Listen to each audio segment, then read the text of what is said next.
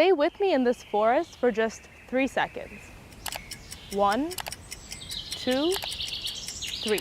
In those 3 seconds, a chunk of forest the size of a football field has been destroyed, and the EU bears responsibility for that loss. But maybe it's also found a way to stop it. In the past decade, our planet has lost forests at an alarming rate of 4.12 million hectares per year. That's a number so big, it's almost impossible to visualize. For reference, it's equivalent to around 3.8 million football fields. So we have a problem, a very, very big one. And just last week, almost every leader on Earth was in the Amazon at COP30 to talk about it.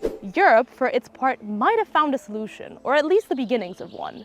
It's a groundbreaking piece of European legislation known as the EU Deforestation Regulation, or EUDR for short. Right now, EU consumption accounts for about 10% of global deforestation, and the EUDR aims to put an end to that by ensuring that no product that contributes to deforestation or forest degradation anywhere in the world enters the EU market. The legislation covers 7 key agricultural commodities as well as the products that are made from them. The law was actually approved by the EU Parliament in 2023, and even though it hasn't yet come into effect, its positive impacts can already be seen, as one expert at the World Wildlife Foundation told us. What I've seen now, I would say, over the last 2 years, since this law has been become a real legislation, is quite impressive. So we have had discussions about how can I ensure that the products that a company is sourcing can be traced back to where they were produced. So setting up traceability systems, talking about how to really address the human rights element. These are really things which are now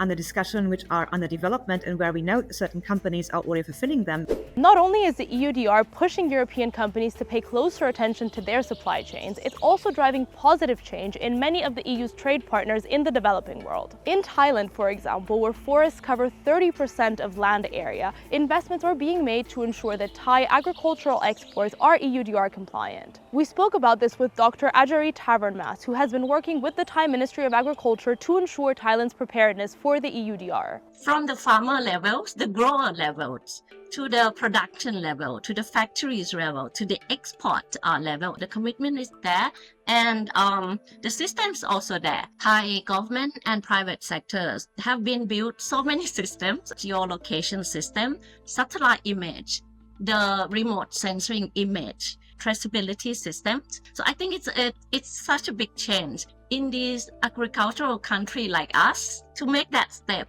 And I see a very positive trend that the government and business are working towards that goal.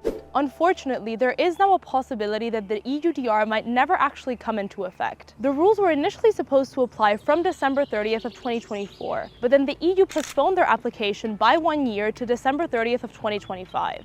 Now, with that deadline fast approaching, the Commission has suggested further delaying the EUDR's implementation, as well as making changes that experts say will severely weaken the legislation. Those will benefit who were not ready on time. Let's not forget, this law entered into force 2 years ago, and that means that they had time to get ready and they're not.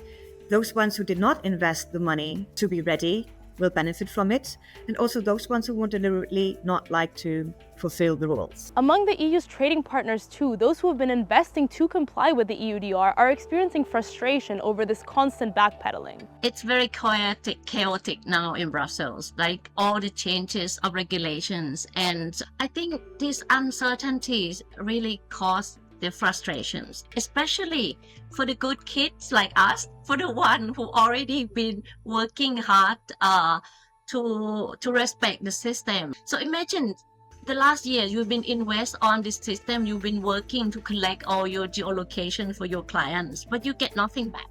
Many EU countries, as well as industry players, are now calling for a stop-the-clock mechanism to be activated, which would pause the EUDR's implementation indefinitely and reopen its terms to negotiation. The consequences that could have on forests worldwide are immeasurable. Remember that football field of forest we lost at the beginning? In the time it's taking you to watch this video, at least 90 more have disappeared.